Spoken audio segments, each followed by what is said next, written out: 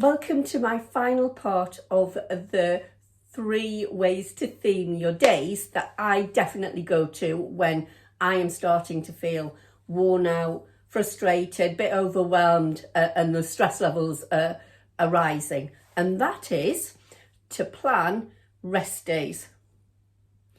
Now, those that have ever worked with me know or listened to previous videos that I've done know that I really strongly believe in the importance of registered managers not running into every weekend, never being what I call off, always having the phone next to you, constant texts or increasingly WhatsApp messages, so that when it gets to Sunday night, you actually don't feel that you've had a weekend off at all.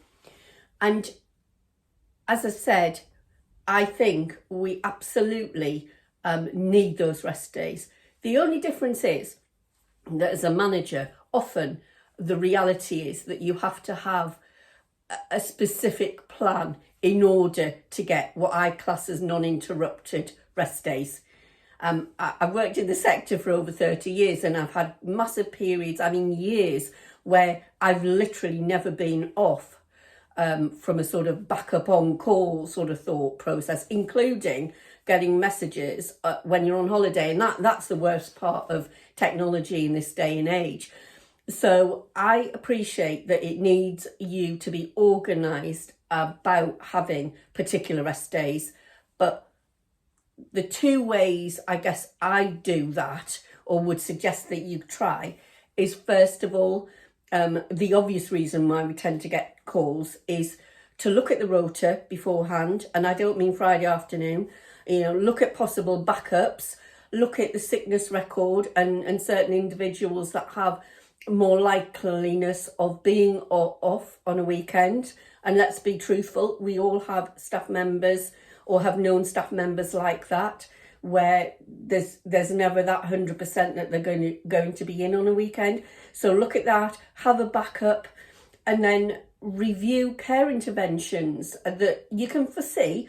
Again, appreciate that we cannot foretell everything, but there are certain things we can. We'll know if we've got poorly residents, and it might be that we make sure that we've communicated with relatives, GPs, out of hours services, made sure the staff that are covering the weekend know what's there. Maybe we've needed to order rescue medications, that sort of thought process.